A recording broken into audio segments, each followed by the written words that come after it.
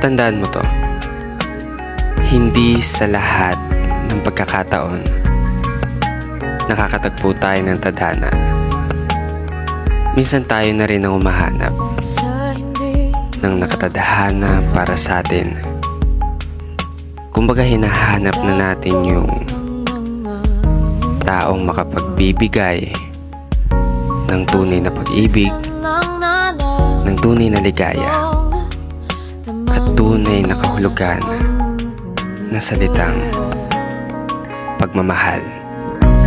Di ba ba sapat ang sakit ang lahat na hindi ko iparaan sa'yo?